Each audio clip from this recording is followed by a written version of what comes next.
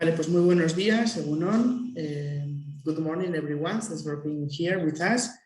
Nuestra directora general de innovación, Agurchane Martínez, Agurchane Martínez, our General Director for Innovation, will open today's event, today's permanent meeting forum organized by the delegation in Brussels on European missions. Agurchane will now open this session, and we will be able to know about their plans in the government of Navarra. Agurchane, you have the floor. First of all, welcome everyone. Good morning.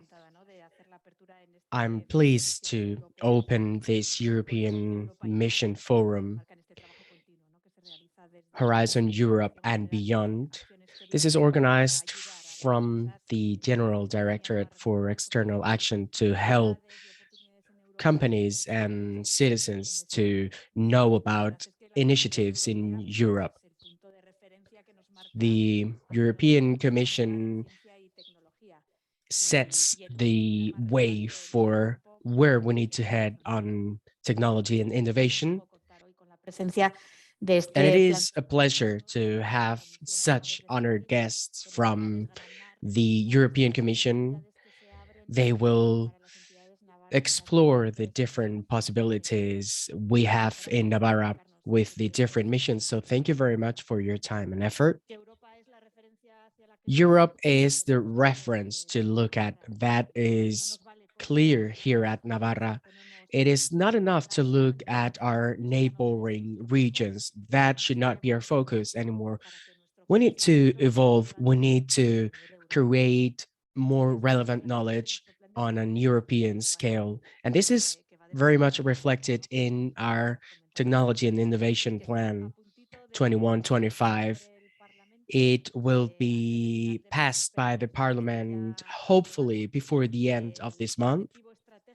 And the strategic goal for this plan is to position Navarra as a European referent on R&D and I, setting a link between science, technology, society, and innovation. This is the first science plan launched in Navarra within the framework of a regional act that was passed in 2018, a Science and Technology Act.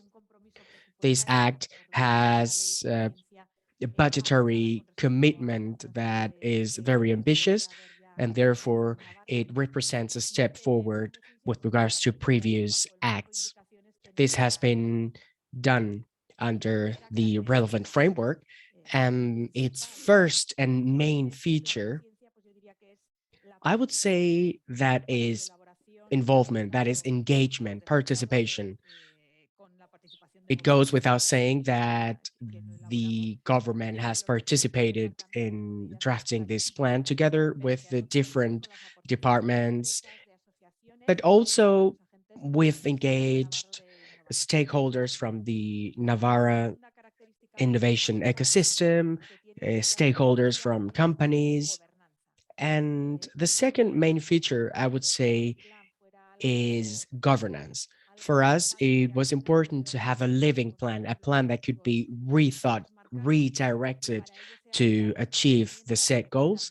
And for this, we have created a number of tools to evaluate, to assess the effectiveness of the measures adopted, and also to have a reference as to how these measures are being implemented, if there are any difficulties, and also tools to evaluate its impact, their impact and in implementation. And based on the data that are provided by these follow-up, these monitoring tools, and together with the inputs from the different stakeholders in these ecosystem initiatives, with a number of forums with all the stakeholders participating, with all these inputs, with all these data, it will be seen if the measures have achieved the desired effect, if any difficulties are being encountered within the ecosystem, or if there are new innovations. we are living very unstable times with the energy crisis, with the war in Ukraine, with COVID-19. So it might be necessary to adapt, to take into account new inputs, new stakeholders. So we believe we will be able to provide room for all these circumstances and to react accordingly to have as effective measures as possible. And of course, we are looking at Europe. Our plan has participation goals in European programs, in European plans. In order to achieve these goals, we need to engage in European actions, in Europe-wide programs. We want to exceed the current participation by companies and by stakeholders in Navarra, both in quantitative terms, but also in terms of the return obtained. We need to do more things, but we also need to do better things. We need to walk towards excellence if we want to become a true reference in Europe. The plan has identified four priority areas: knowledge, transfer of knowledge, R&I, R&D and I, and boosting our industrial model. As for knowledge build-up, there's a whole block that is dedicated to internationalization. We are very much aware that it's about creating networks for knowledge to be exchanged, and therefore it is important to have talent-based networks. We have measures such as promoting international actions, international exchange programs for R&D and I personnel, facilitating participation of actors in different programs, and participation of companies in the Horizon Europe program, and also help researchers go abroad. Well, this is it from my side. I would like to highlight the importance of the tools deployed by the European Commission for the advancement of the different regions. And I am sure that the different speakers will provide highly interesting perspectives.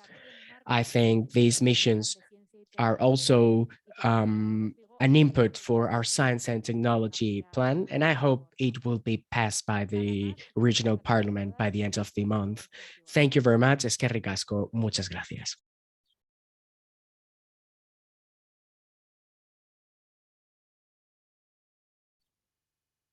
Pasamos entonces a Guillermo Álvarez. Let's now move on to Guillermo Álvarez, head of the Social Challenges Department at the Center for the Development of Industrial Technology, CDTI, who will talk about the context of the missions.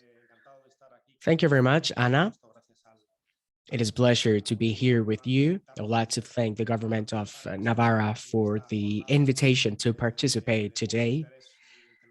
I believe this is an extremely interesting event for many of us. Let me share my screen now.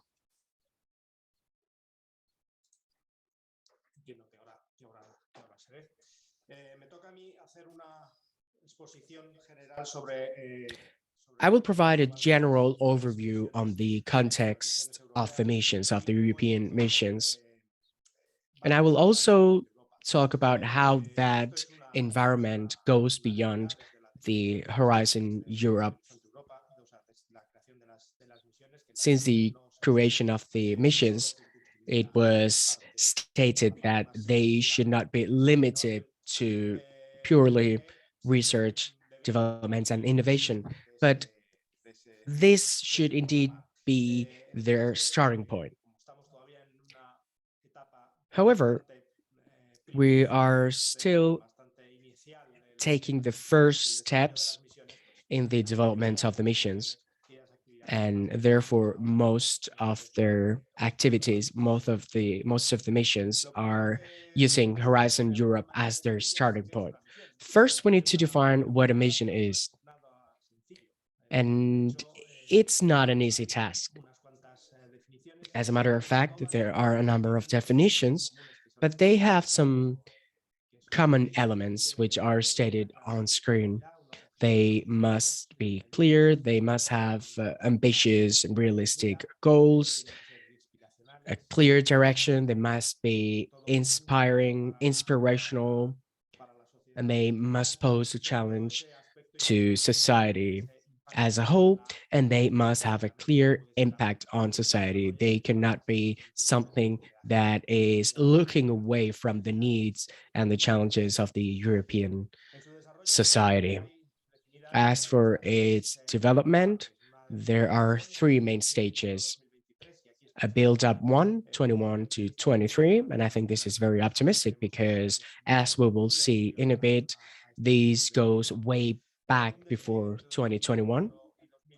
A deployment stage between 24, 27, and a consolidation stage between 28, 2030, which fits into the Horizon Europe framework or time frame. But it should not be limited to Horizon Europe. This is a timeline with the aforementioned deadlines, a timeline with the build-up or preparation phase from 2020 to today, maybe a bit before, and then an implementation phase where we are right now, which will finish in a while. Looking back in time and trying to find where these missions come from, the first official mention of these missions was this report, the Lamy report, published in June 2017. That's why I said that this does not only look back to 2020, but rather way before that. The Lamy report, the LabFab app, already addressed these missions on its fifth item, a mission-oriented, impact-focused approach. As for the development, it was then discussed what the Horizon Europe should be. In March 2019, the first agreement was signed between the Parliament, the Commission, and the Council. And this included a definition of missions in that regulation, which would later become the Horizon Europe framework regulation, which fits very much into the definitions that I shared before on screen.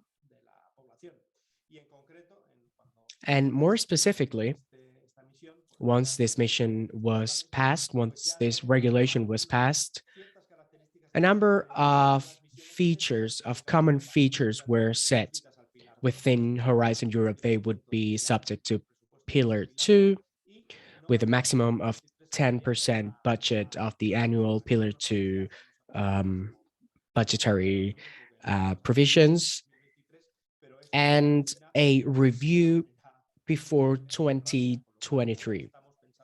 But we are approaching that deadline. So we're already thinking on how this review, this 2023 review, should be done. Missions are programmed or scheduled within Pillar 2, but they do not only affect these pillars.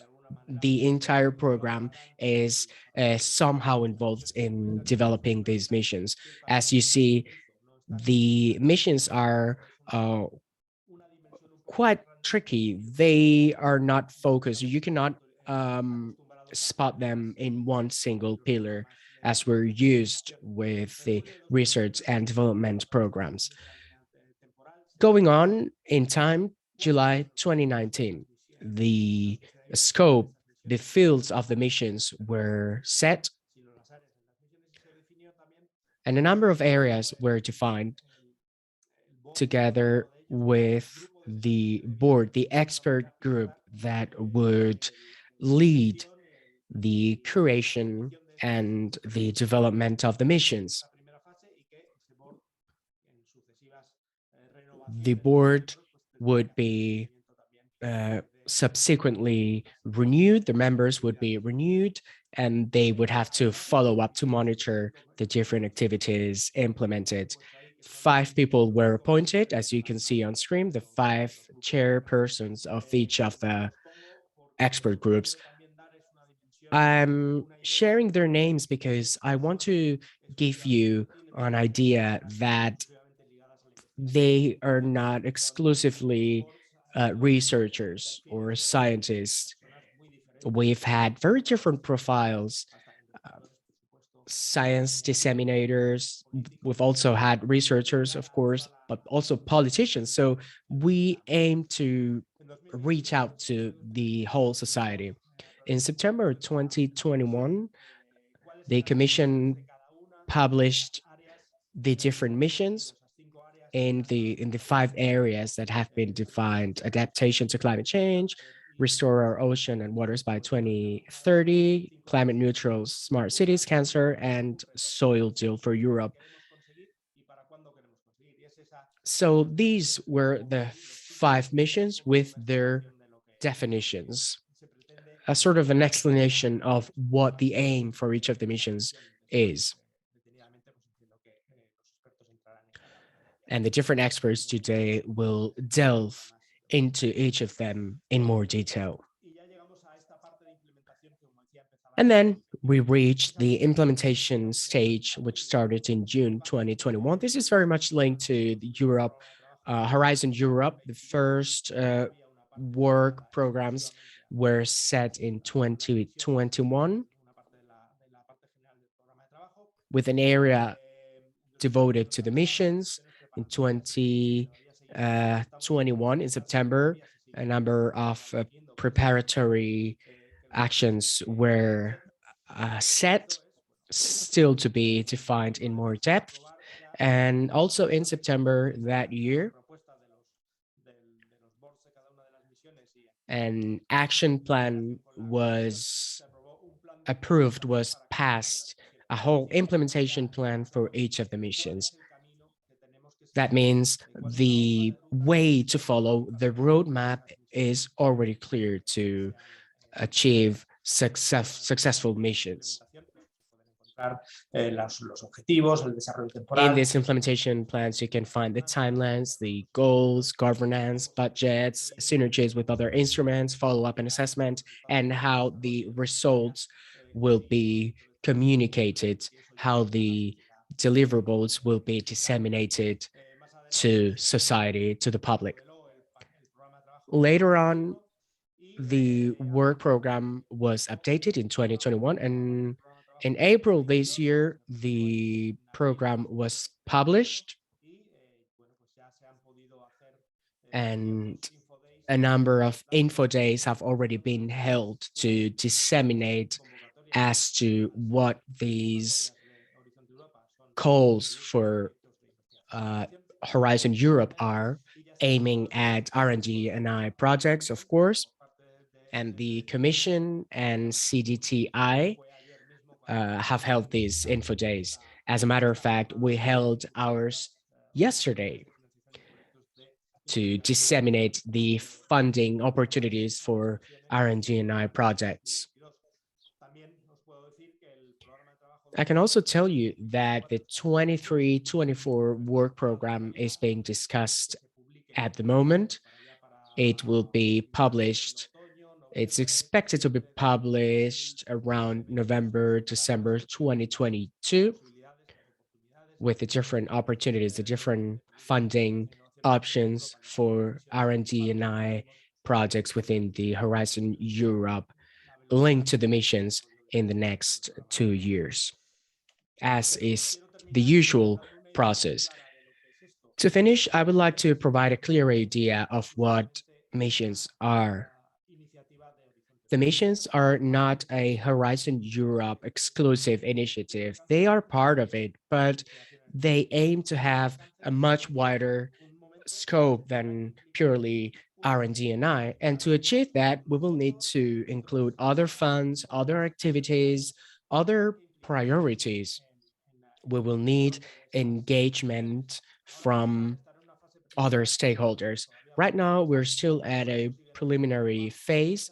So one might think that the Horizon Europe is the core of the missions. But if we want the missions to be successful, we will have to involve much more people on a European, national, and regional level. This is something that is going to be asked from all administrations. At a certain point in time, we will have to devote specific efforts to continue to develop, to grow the missions. So right now, the main core is still Horizon Europe, but you can see that we are resorting to other funds, which are expected to provide aid immediately. And this will not stop there. In the long term, we will see more and more contributions from other actors. I wouldn't want to finish without this information. This is our last slide. For all Horizon Europe related information, either about the missions or not, you can reach out to us at CDTI. We've been working with many topics for many years. We are representatives of the specific groups within the strategic committee. Anything that has to do with internalization of Spanish, RNG&I, any questions, any issues you may have, you can reach out to us and we'll be glad to help you. Thank you very much. Muchas gracias, Guillermo, por este repaso tan bueno. Thank you, Guillermo, for such a rich overview. And now we will turn to the missions. We've had some last-minute changes.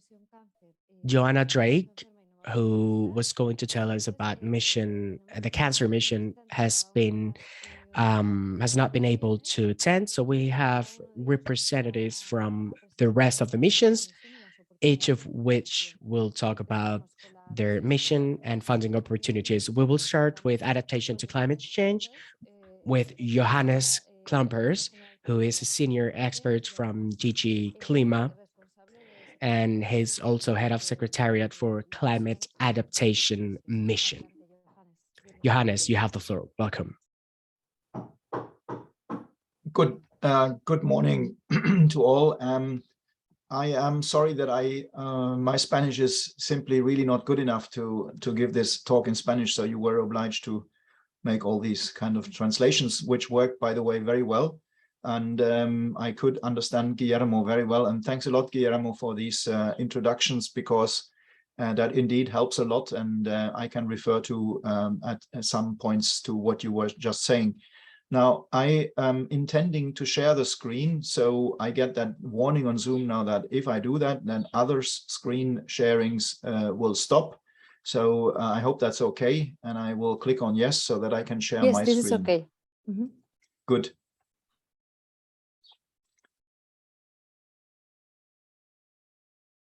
Just wait a second.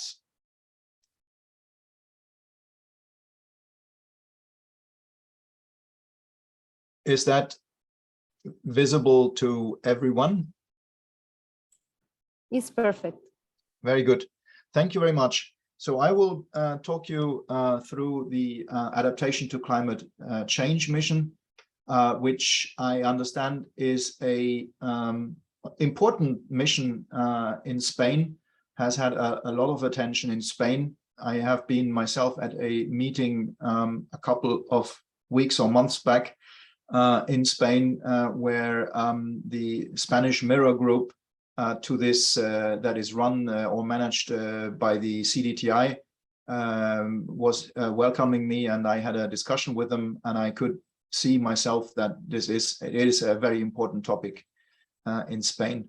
Now, the mission objectives for the adaptation to climate change, we are actually having 3 top-level objectives. And those are for all of the regions in Europe. We would help them to better understand the climate risks they are facing and preparing for managing those climate risks. Now, this might be something that not all regions in Europe need anymore, because we know that a couple of regions, they are clearly, they know very well what their risks are, and they know what they need to prepare for. And so those regions that have reached that level of preparedness already, that for them is the second objective and the third objective.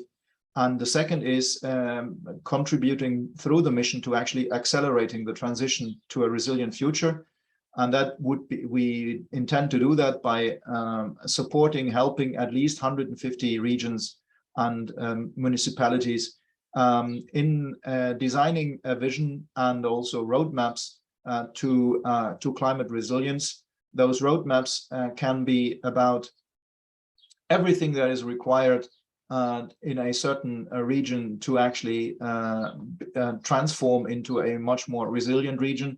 It can be lawmaking, it can be engaging with citizens, it can be demonstrating, it can be changing the urban or regional planning of land use. It can be really, really many things. And in those regions, we hope that half of them at least would engage into demonstrating how that transformation can take place. So that they would engage into large-scale demonstration activities so to clearly show what it means, to demonstrate what it means that transforming a region or changing that or adapting that region to climate change. The innovation areas we are looking into are those. So there are 4 areas that are thematic areas, if you want. This is, we will provide through calls help and support for the making critical infrastructures climate resilient. We will look into health and well-being. We will look into land use and food systems, and into water management. These are the 4 areas, thematic areas, and in all of those 4 areas, as far as it is possible, we are giving priority to nature-based solutions. That it is not always possible for everything. That is, we know that, and but we want to make it very clear that if there are alternative ways of dealing, for example, with water management, that a large part of this should be using nature-based solutions. And this has many reasons. Among them are that nature-based solutions usually have a lot of co-benefits also on other objectives, whether it is biodiversity objectives, for example, or that they do not do harm usually, and that is why we favor them. And then there are also cross-cutting innovation areas, that is knowledge and data handling. In that is, for example, not only the creation of new knowledge or new data for the mission. That is also part of what the mission will do, but it is also making that knowledge and making that data available to regions and employees in regions and municipalities that are not necessarily used to deal with research or climate data or impact data, or used to deal with models and these kind of things. So we try to bridge the realm of specialists with to the realm of practitioners. And that will also require, and that will also be opened up in certain calls, so that tools specifically are developed based on scientific information, but not with scientists as the target group, but with administrators, practitioners in authorities as target group. So we are also looking at the interaction between governments, local authorities, and citizens. That is all, the behavioral change comes into that picture as well. And when we say behavioral change, we are not only talking about the individual citizen. There are many instances also in Spain where citizen initiatives exist that actually show that there are citizens that are ready to go ahead, and sometimes it's the administrations that are not ready. Sometimes it is also, you have to do a lot with citizens as well. So it goes both ways. But when we talk about behavior, we do not only refer to citizens, it is also the governments, the local authorities, and the way how they interact with citizens, with businesses, with farmers, and so on. And the impact on the local economic systems is a very important thing to look at, because adaptation or the climate impact is such that local economic systems are in many cases threatened if they continue to exist or can continue to work in exactly the same way as they do today. We know from our invitation to regions to sign the charter, where I will talk about that in a minute. The regions who have been replying to that invitation to sign the charter, they have filled in a survey, and when we look at that survey, there is in quite many regions is that worry that important local activities that are very important for the local economy now, that they are threatened by climate change, and whether that is tourism, whether that is agriculture, for example. So it is an important aspect, and finances and resources is always a very important aspect, and many regions in Europe struggle about combining the different things that are on offer, and that is an issue also to us in the European Commission. We have been asked that now several times, that in all our programs the rules are different, and it is not easy for them, and especially not to combine shared management with direct management programs, and then there's also national funding, obviously, and there is for regions it is they almost need a finance architect to make ideal use of all of this. So that's an issue where we also hope that we can provide a little bit of help through the mission. That was already mentioned. Excuse me, Mr. Krumpers. Yeah. There is some problem in the visualization of your screen. There are a pair of black boxes. So if you don't mind, maybe we can use the plan B and we can share your presentation instead of you, and you can just direct us in the transition of the slides. Do you mind? That's fine if you prefer that, no problem. I'll wait for you then to bring it up. Okay, we will do. I do stop sharing then. Don't worry, Yeah. I can do it directly. Thank you. You can continue. Thanks. Is that already you now showing? Yeah. You can okay, continue. excellent. Oh, that was quick. Brilliant. Now this has already been introduced by Guillermo. Just as a reminder, the missions, they have a long-term perspective. I mean, adaptation is even much longer than only 10 years, that is clear, but having an initiative in the European Commission with a 10 years perspective is not so frequent.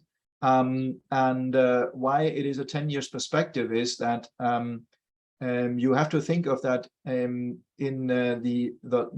for example, the last Horizon calls or the last calls from the LIFE program, for example, they will be in 2027. And so there will be projects starting at that moment, and they will run into 2030. And we hope that in 2030, those projects will have brought quite some interesting results. So indeed, our perspective is a 10 years perspective from now until 2030. And we hope that that in that 10 years period, we are able to engage quite intensively with a number of regions in Europe and be their partner in their way to resilience. Next slide, please.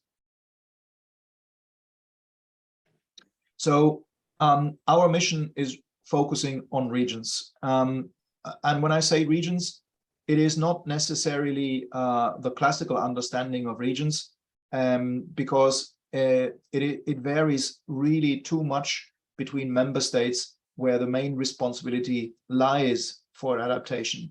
In some countries, there is large regions, like in Spain, where there is a lot of responsibility there. There is national responsibility also at the national level, and there's usually in most countries there is some responsibility, or in some countries even a lot of responsibility on the municipal level. And that is why we have a very large notion of the word region. It is not only that we consider NUTS 1, NUTS 2, NUTS 3, all of those 3 levels we consider regions, but also municipalities and cities we englobe in that notion, because there is in quite a number of countries a lot of responsibility at that level. Now, how do we support all of these? There are 2 ways basically. Right now, what is the most visible part is the Horizon Europe project grants. That is calls, and these calls are calls for that invite consortia to submit proposals, and the winning consortia will then receive quite a lot of money. In our calls, we try to address very specifically regions. In many of those calls, we have a couple of calls that are more or less only intended for the research community, but many of our calls are intending to create consortia that are a mixture of researchers and regions. I will give a couple of examples for that later on. So that is one way. Another way is the mission implementation platform, which doesn't exist yet. So that will come into place in 2023, in the very beginning, and will then provide also some services to regions. And that is also why we have launched the charter, which I will talk about in a minute. And signatories to that charter, they will be able to make use of those services by the mission implementation platform. We will also use the competences and the services already existing by the Joint Research Center. The Joint Research Center has right now started an activity with 63 European regions where they look into the smart specialization strategies and how that can be used for the purpose of adapting to climate change. Then we will use the European Environment Agency's Climate Adapt website to be the window for the mission. So all the results, all the projects, all the initiatives that will come to life through the the mission will be visible on the Climate Adapt website. There will be a specific section developed for the mission. There are other initiatives that are not on that slide yet. We are, for example, very strongly now collaborating with the LIFE program. When there is info days for the LIFE program, we very often now also introduce the mission there, and there's an excellent coherence between the mission objectives and one part of the LIFE program's objective. So that will be more and more integrated, and all those that will be collaborating with the mission implementation platform will be regularly hearing about both Horizon Europe, but also LIFE, and maybe in certain cases also even about the Digital Europe program, where there is an adaptation case on a modeling, climate modeling initiative. Next slide, please.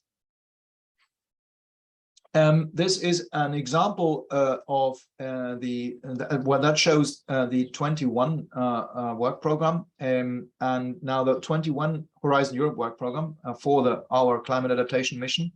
And these calls all have closed and the evaluation has taken place.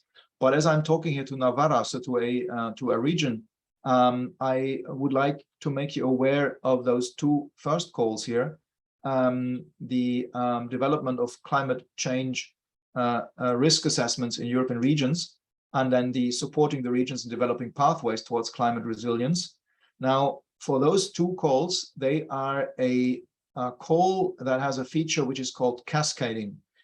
And I would like to take a little bit of the time to make you aware of this, because what it means is that as an outcome of those calls, there will be in both of these topics, there will be just one consortium chosen. It's a research-based consortium, and they will provide help to regions on the one side for regionalized local climate change risk assessments, and in the second for supporting the regions in developing pathways and roadmaps, programming their way towards resilience. Johannes, sorry to interrupt. We have to finish in about 1 minute to have time for the other speakers. What, sorry, what did you say? We have to finish in about a minute or two to give time to the other speakers. Okay, then I'll just almost finish. I will choose one more slide, but to finish here, so these cascading funds, that means that those two consortia in the beginning of 2023, they will actually issue calls to which regions can reply, and there will be 100,000 euro or something available for each region that applies, and they will obtain services through these consortia. So that is something that will come in the future. Although they have been selected now, the regions will be invited by them a little bit later in the beginning of 2023. Next slide, please. Next slide, please. Next slide, please. Next, please. Next. Yeah, stop here just a second. Or that's fine here. So I wanted to tell you that's the last slide I will use. We had on 7th of June a mission forum. That is an event which will take place every year, which is a governance element of our mission, and which every year we will stop and look at what works well and what doesn't work well, and what we need to do with the orientation of the mission. And this first one on 7th of June was the inaugural forum for our mission. And at that forum, we announced the 118 first signatories to the charter that have signed the mission charter. And you see here for Spain, there is quite a number of regions already present. And even after, even after the 7th of June, there are still more Spanish regions coming. And if you look at how much population is represented by those regions, I would think that actually Spain and Denmark, those two countries, have a coverage with those regions that participate that covers already a large part of the population in these two countries, which is really great to see that this has led to so much interest in Spain, and also in Denmark, and also in Poland, also in Portugal, France, and so on. And we see more and more applications also coming after 7th of June. So there will be a second announcement of more signatories in September at the RNI Days. And last word, we also have a category is called Friends of the Mission. These are organizations that are not territorial entities. They have no responsibility for climate adaptation, but they are helping climate adaptation. And that can be research organizations, citizens organizations, NGOs, companies, businesses, and we have announced at the forum already 17 of them, and also here we are getting more and more interest in that category. And Beatrice, or whoever made me the warning that I have to come to the end, I'm sorry for that, that I was very long, but now I am at the end. Thank you very much. Thank you very much, Johannes. It was very clear and very interesting.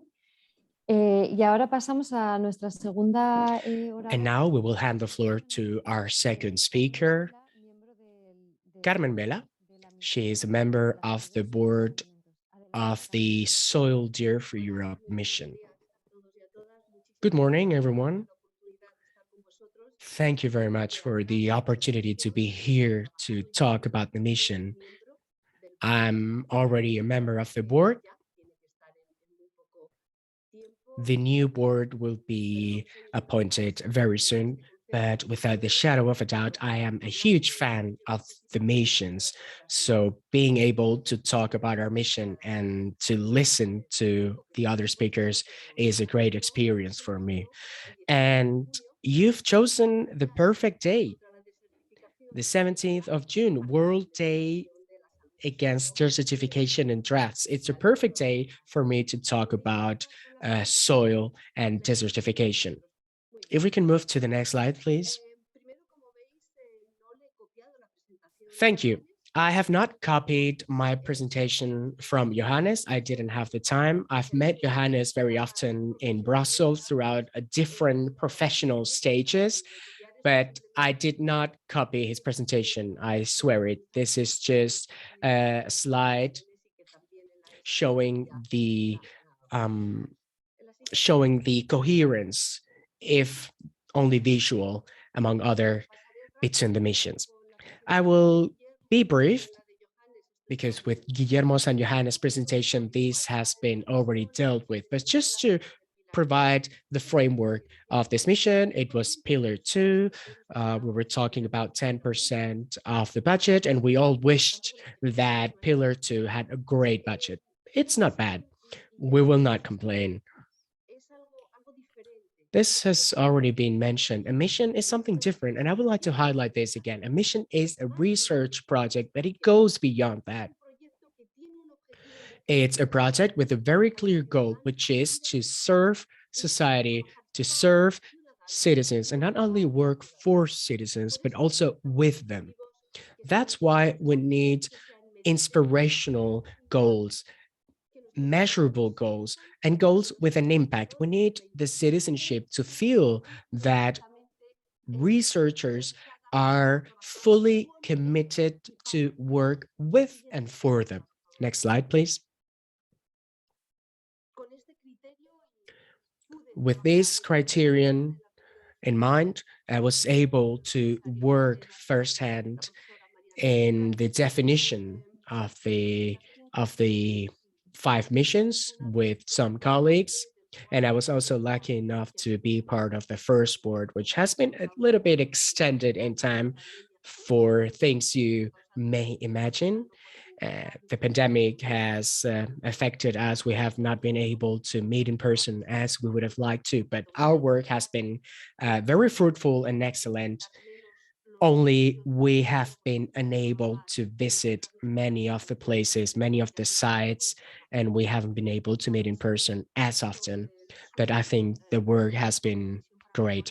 This soil deal for Mission Europe to improve the soil in Europe, as Cis Vernon said, this was the mother of all missions, because everything else rests on what this mission deals with. Next slide.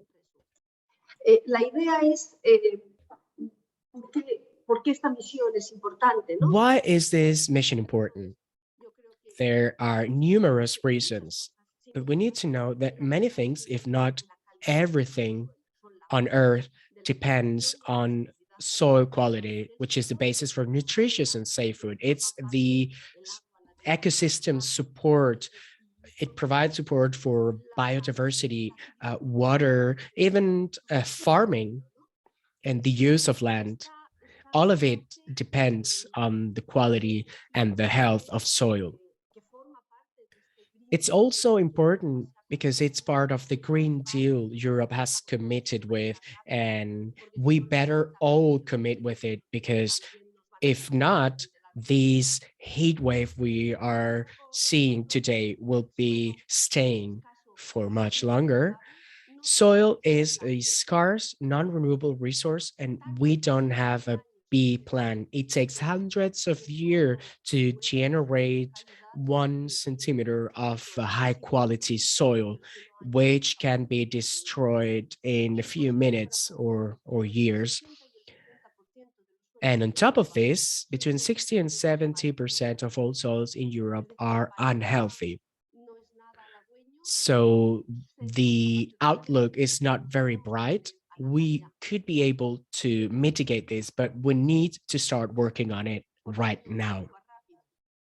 Why? Because we don't have a B plan. We need to act immediately. And we have this data in front of us, almost 3 million potential contaminated sites in Europe. Only 24% of them have been inventoried. between 65 and 75 of our agricultural soils have serious water issues, eutrophication issues, biodiversity issues. Between 65 and 75, remember that figure, we are losing carbon at a rate of 0.5% per year. 24% of our land are eroded with unsustainable water erosion rates, let alone desertification. 25% of land have high or very high risk of desertification in Southern, Central, and Eastern Europe, and in particular, our own country, which seems obvious to all of us. And the associated costs are enormous. We must not allow this, because it would be great if we could use these financial resources in other things. It's 50 billion euros per year.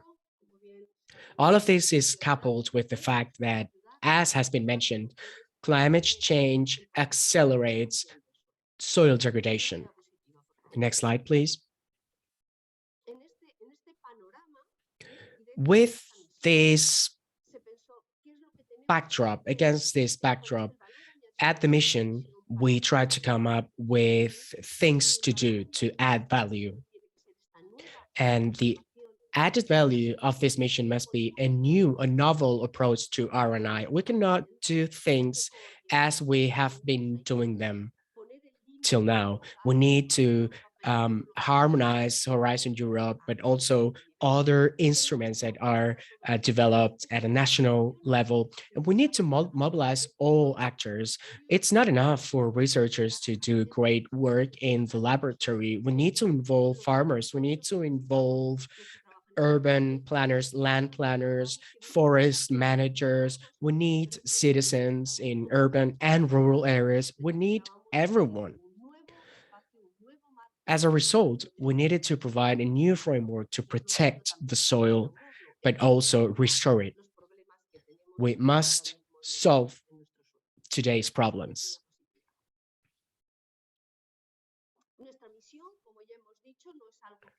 As we said, this mission was not a spontaneous result, but it's something that's very much integrated in other European Union initiatives, which create this Green Deal, the whole of the Green Deal, such as from farm to fork strategy, the European Union biodiversity strategy, the climate adaptation strategy. I will not name them all, but all these strategies, plus some of the missions. Let us not forget that all missions are extremely interconnected. They must support each other and converge with each other, which is also one of the fundamental goals of the mission program.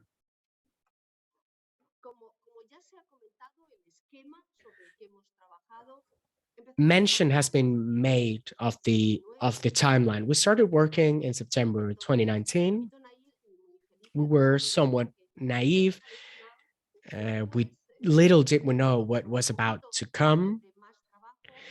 It took a bit of work to curate the member boards.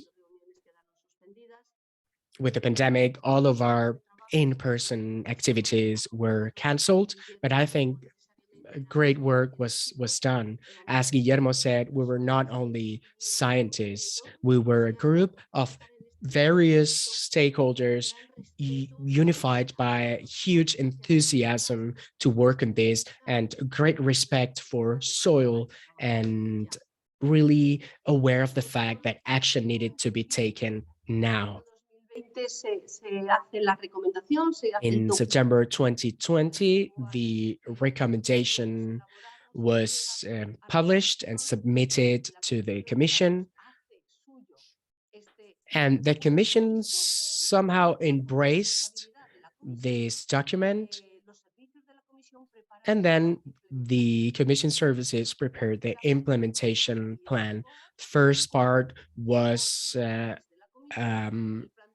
the responsibility of the mission board, whereas the next step, the next stage was the launch, the official launch in September 21, the official communication of the missions leading to the different plans and calls.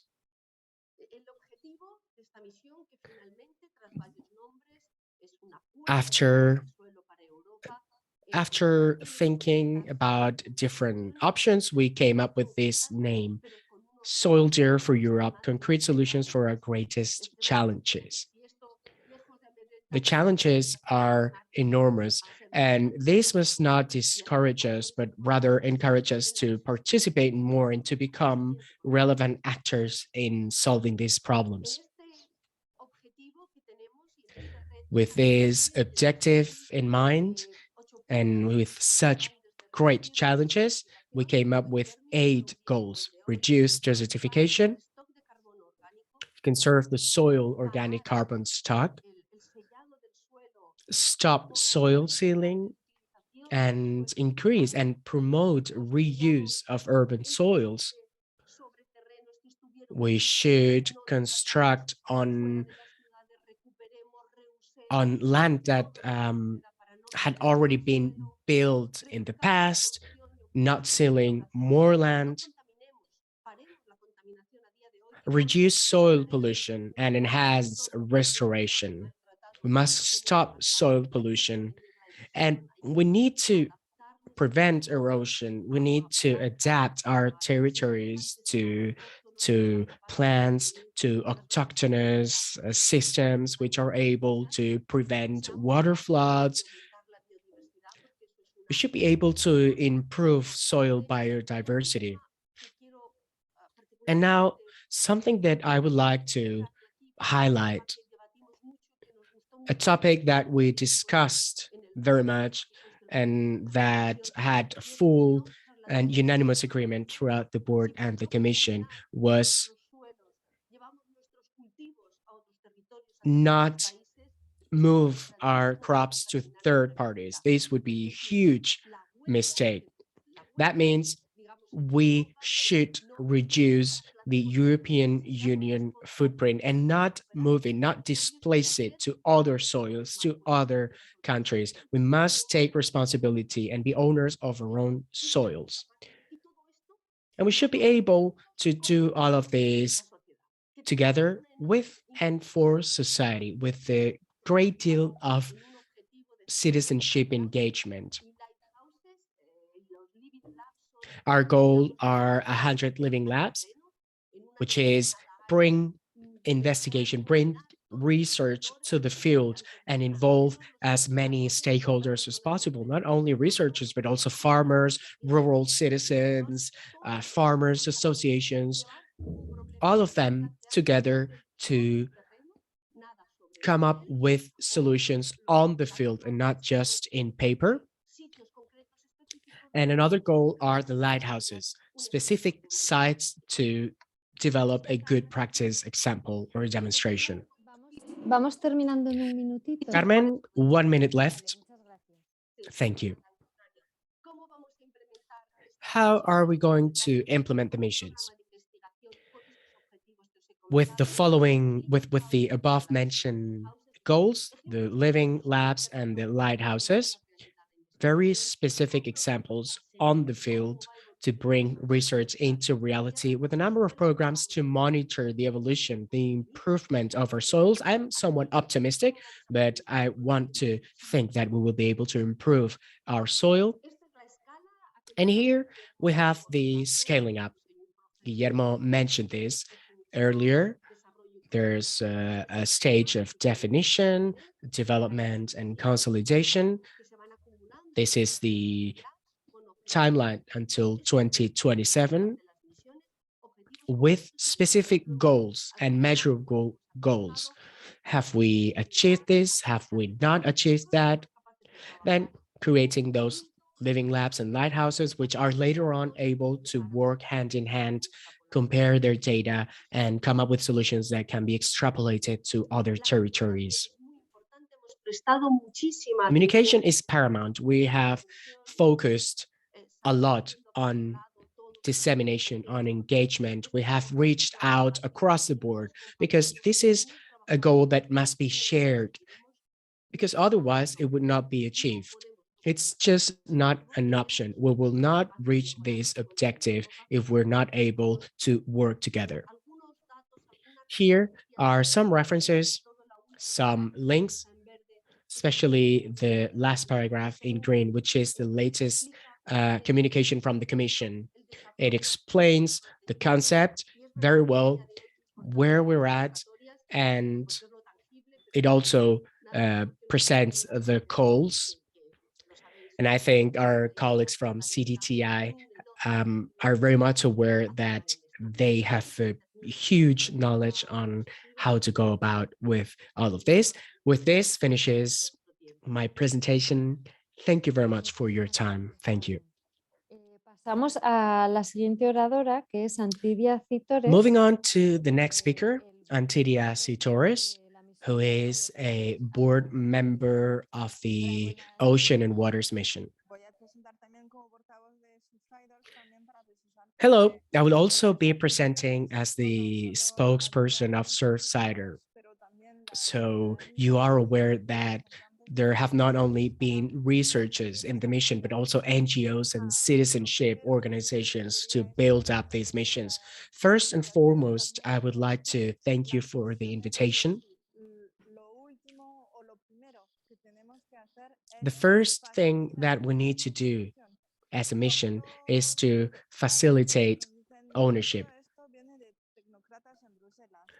Very often, people will say that all of this comes from technocrats who are sitting in Brussels and are not aware of what goes on in the field. But I must say that this was a shared approach. There were a number of consultations to facilitate other stakeholders. There was an assembly held with citizens from different countries, mirror groups, companies were also involved. So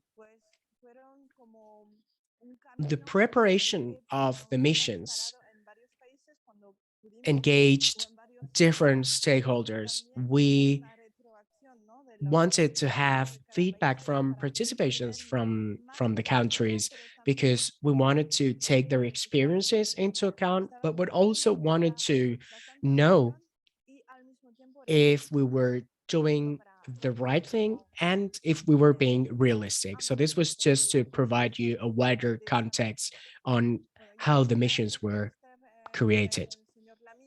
I was lucky enough to be with Mr. Lamy on the ocean dedicated mission. And over the course of 3 years, we worked on building this mission. And something we did in our group was to engage the space mission, because we wanted to have the viewpoint, the perspective that we were trying to come up with a healthy ocean, healthy waters for everyone. This was the main driver in our meetings, facilitating a goal that was shared.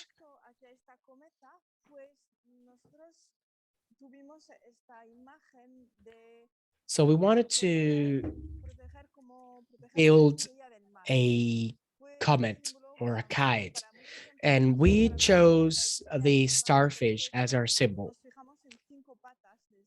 because it has 5 legs, and those were the 5 axes or 5 drivers of our work.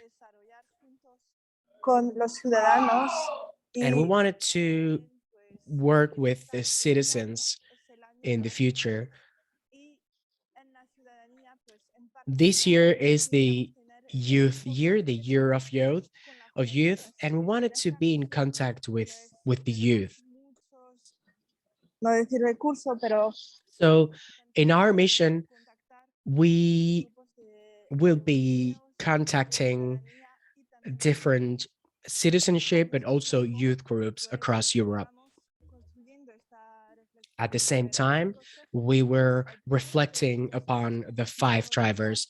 The main one, the first one, which is not very original, but it has a nuance to it, is knowledge. Of course, a mission focusing on innovation must have an approach of knowing our environment better, and at the same time, knowing more, knowing our ocean better, waters we do not know.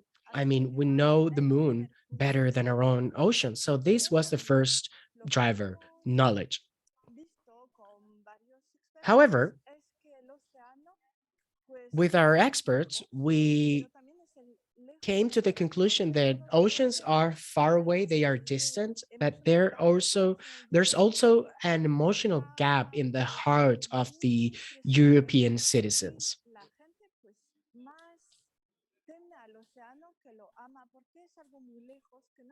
People feel that oceans are something that are very far away, something dark. And as we can see in Jules Verne's novels, people are more afraid of oceans than they love oceans. So our goal was not only to know oceans better, but also to develop tools to facilitate emotions across or among citizens, that is with arts, working with schools, working with children, because we want to share this love for oceans. And I think this is important for children to become acquainted with.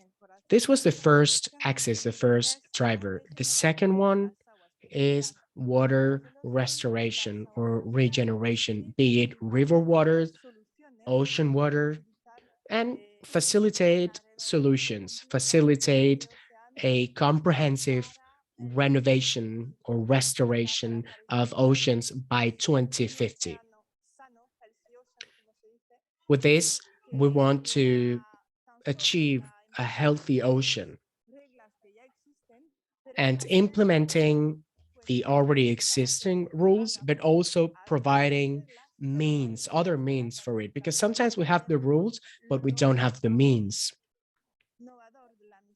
I think this is also an innovative aspect of the mission, not just create a new policy, a new rule, but also bring it together with the necessary means.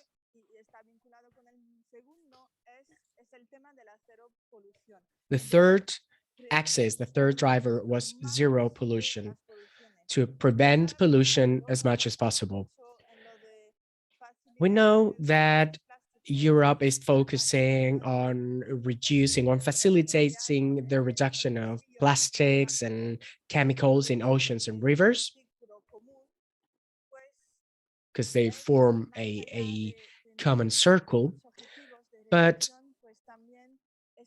besides having reduction objectives, we would like to study the impact of chemicals, the impact of plastics, and have site-specific data to facilitate actions to reduce this impact. Because sometimes it's about plastics, we talk about plastics, but plastics are also chemicals. So we believe that we should have this ecosystem approach, this full approach to preventing pollution. Another challenge is decarbonization.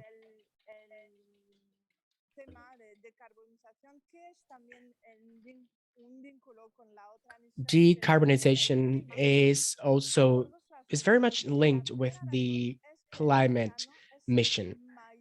First, because the ocean is the largest climate regulation contributor, and this is not very widely known, but it was very important for us to set this driver that was linked to climate to make people aware of the fact that the oceans play a huge role in the climate challenge.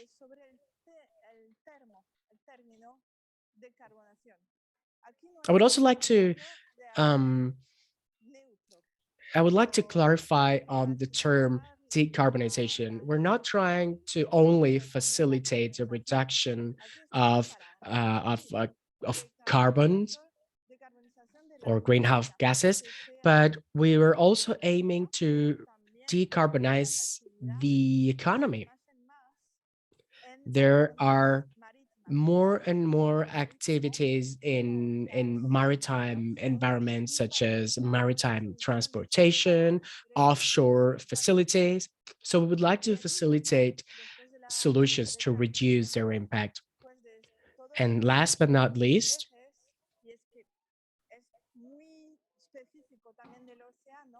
another driver that is very specific to the ocean is how we govern oceans. When we talk about climate, we talk about the COP very often, but there's no ocean COP. In a few days, the UN Ocean Conference will be held in Lisbon, but it's not a COP. It's not a transnational organism focusing on the oceans. We have a number of organizations working on oceans. Sorry, Antidia. Yes, 1 minute left.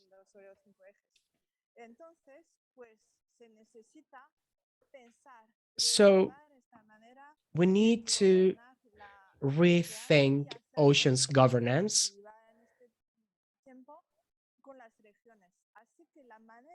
And these must be done together with regions. So the way to implement the missions drivers was to develop lighthouse projects. A lighthouse in the dark to facilitate a healthy ocean and also healthier pollution-free rivers. So pay attention to the lighthouses being launched by the European Commission for consortia. And it's also up to you to come up with solutions for this mission, because the mission is not something limited to the European Commission. It's a common project. Thank you very much. Thank you, Antidia, and please apologize us for the time available. We know that you all have a great deal of information to talk about. Let's move on to Maria Luisa Revilla, who's the national contact point at the CDTI, and she will talk about the climate neutral and smart cities mission. I'm going to share my screen. Let me know if you can see it. Yes, we can. And you can hear me well? Yes, we can. Great. I'm going to talk about the cities mission. I think it has been very much clear. It has been made very clear across the previous presentations what the goals of the missions were. One of them was bringing research closer to society and innovation closer to society. So why a mission on cities? Well, first, because 75% of the European Union citizenship lives in cities, and this is going to increase more and more because more than 65% of energy consumption and more than 75 plus CO2 emissions worldwide come from cities. And because there are many things that you can do at an urban level that will facilitate health and life in other areas, better water quality, less congestion, less dangerous roads. And also because it's an area where it's quote unquote easy to implement actions and to implement European Union policies. It is an area where people can see actual solutions. People can feel the benefits of these projects. Hence this mission. What's its goal?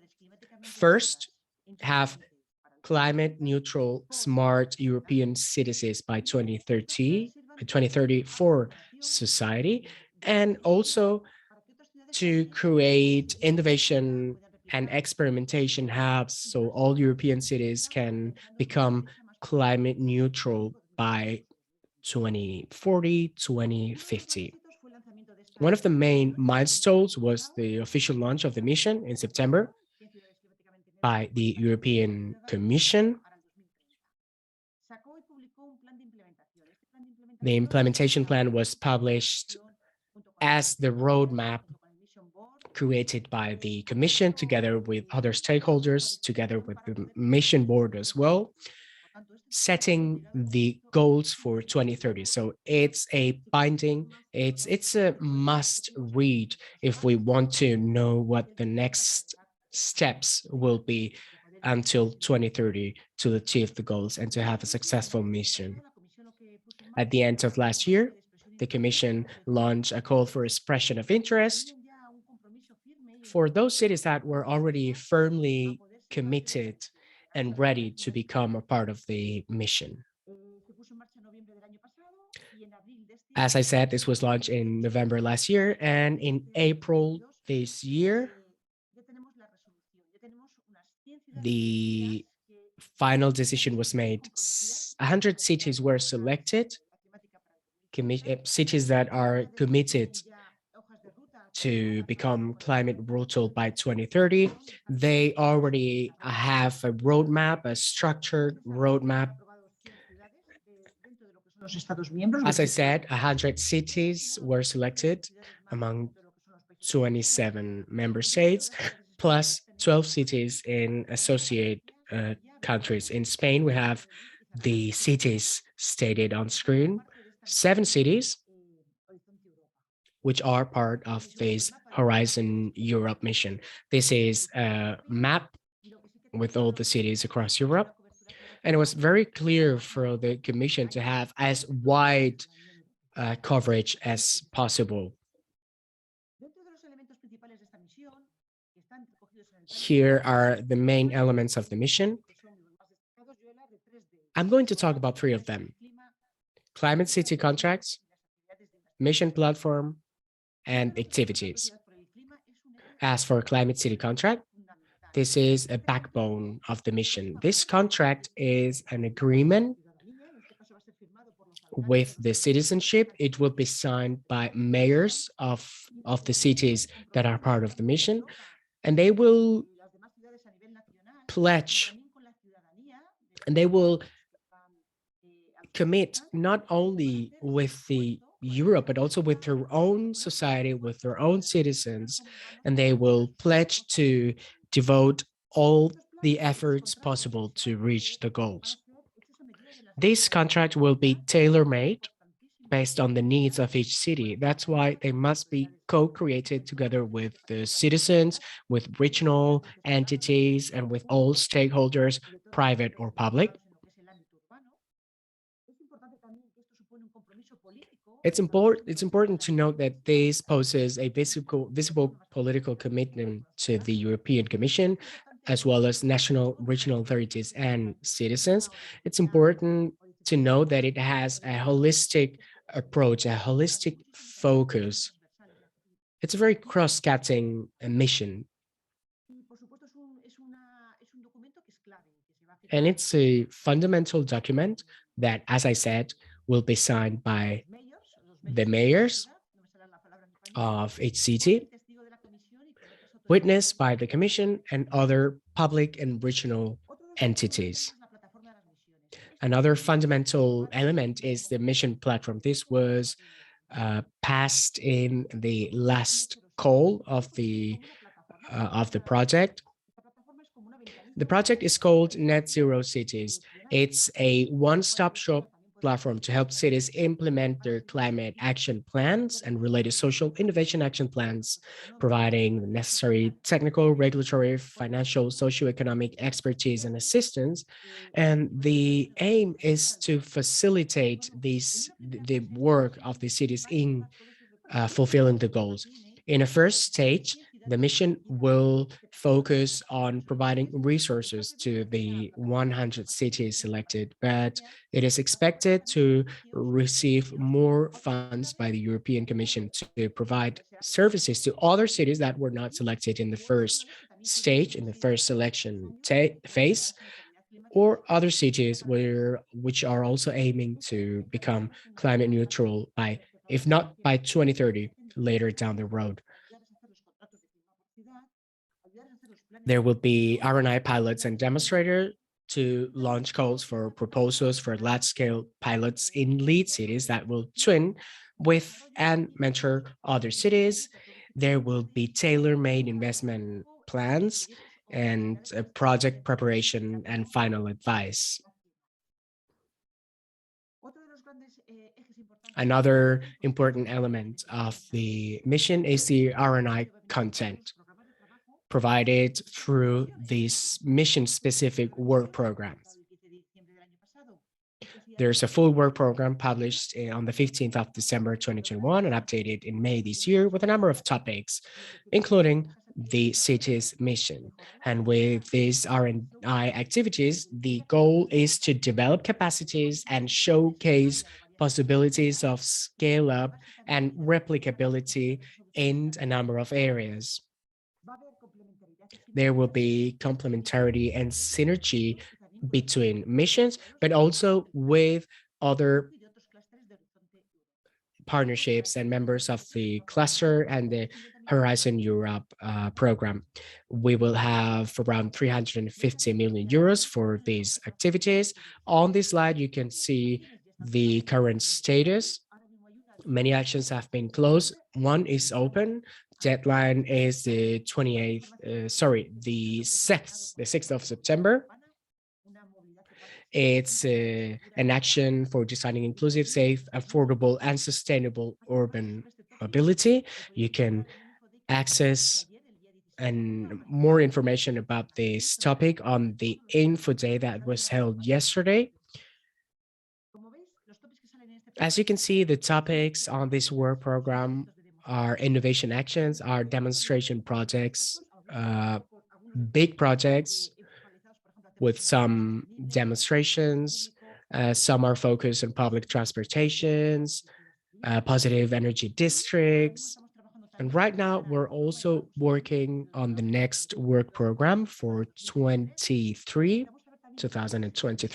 where we will start dealing with topics aiming at creating synergies between mobility partnerships and cities, connected mobility, or synergies between different missions.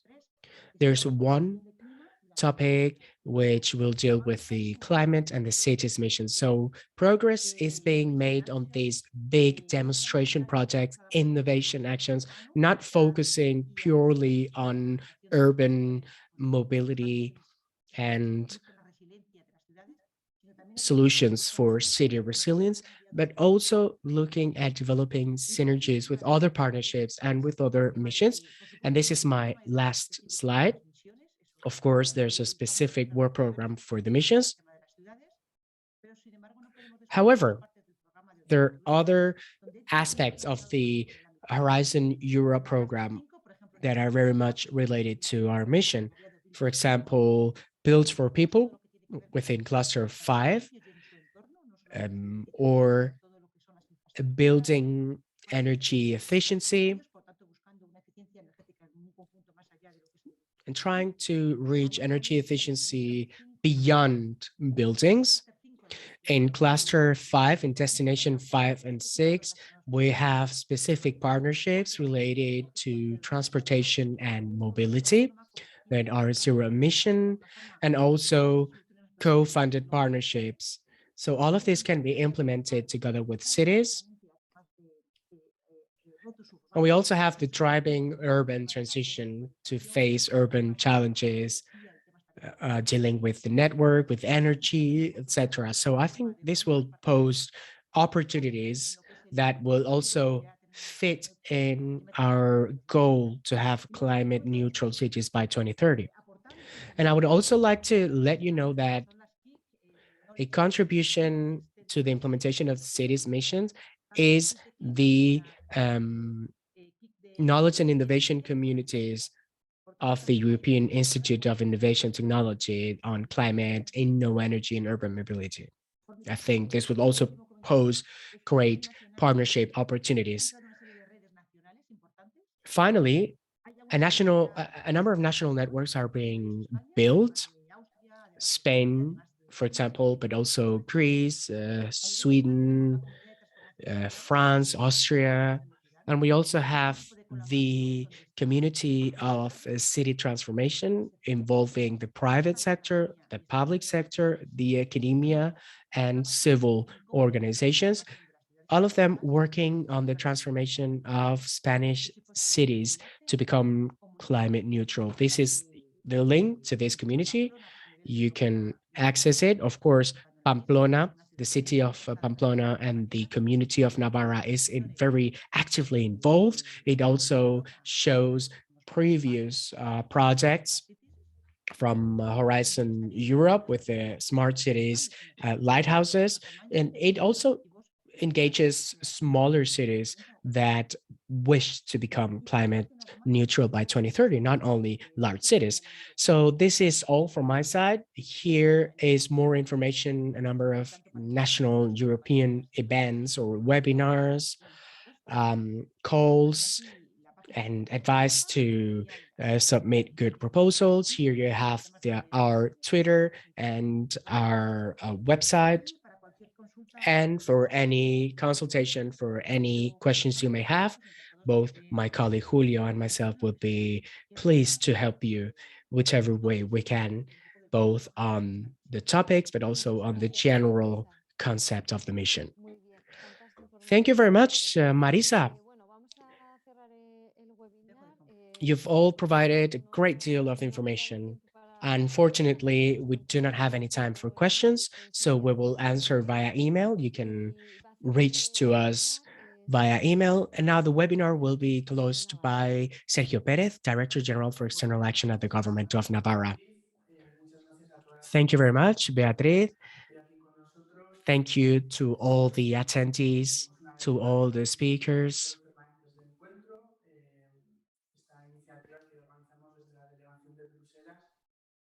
The permanent meeting forums are organized from the delegation in Brussels in collaboration with the government of Navarra and Europe Direct. Our objective is to raise awareness on the opportunities that the stakeholders, the actors in Navarra can have access to. Today, we've had the opportunity to get to know the missions. We've heard about the innovation plan. Agurtzane Martinez from the government of Navarra has talked to us about it. It will be passed by the end of the month, focusing on European projects. Guillermo Alvarez from the Center for the Development of Industrial Technology is also a colleague of mine in the follow-up group of the Horizon Europe project. And he's made us aware that there are a number of mechanisms that go beyond the Horizon Europe financing framework. So there will be other funds to facilitate the development of the missions. And we should also not forget about these opportunities. The different government departments, the companies, the associations, all of us have a number of opportunities to submit our proposals for these calls. In our General Directorate for External Action, we have specific department for European projects. And you can find people who are fully dedicated to European projects. They will be able to share information with you and help you in creating consortia in Navarra to aspire to international funding. We've also heard from Johannes from DG Clima, who has explained the climate change mission. We're very happy to be part of this mission already at Navarra. We have been selected as one of the regions and cities that will be part of the climate change mission. And as a result, our colleagues in the environment, regional ministry, and other regional ministries are already working with this mission. It's a mission that fits perfectly into our environmental policy. We want to become fully aligned with the European policies. And I think the work is excellent, and we will be able to obtain great results. We've had the opportunity to listen to Carmen Vela, who has explained the Soil Deal for Europe mission, and Antidia Torres, who has talked to us about the ocean and waters missions, in which the city of Pamplona and Navarra is very active. We are actively participating in trying to involve more and more actors from Navarra participating in European projects. And lastly, well, we weren't able to hear from the cancer mission by Joanna Drake, who's been unable to attend for health issues due to health issues. But we will try and hold a specific webinar for this topic because it's a very important one for our stakeholders in Navarra and for the government of Navarra. So we will try and work on an informative seminar on this topic. Right now, there are 5 open calls to which the stakeholders from Navarra who are interested in the cancer mission can apply. I would like to remind you that at the General Directorate for External Action, we have a number of policies and information systems that are available, and a new call for financial aid for European projects. Anyone who works in managing European projects can apply to this call. This is a new call that didn't exist before. And with this, I would just like to thank the speakers for their participation. The webinar will be recorded and made available, and the next permanent meeting forum will take place on the 24th of June. It will be the last forum before the summer break, and it will deal with the Innovation Fund on topics such as technology, scaling, and innovation. Thank you very much for your attention, and have a great weekend, everyone. Thank you. Muchas gracias. Thank you very much. Buenas tardes a todos. Buen fin de